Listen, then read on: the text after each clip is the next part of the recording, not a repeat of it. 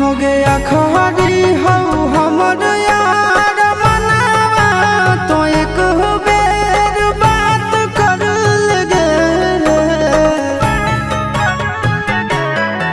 हो गया खहरी हो हमर यार मनावा तो एक बेर बात कर लगे।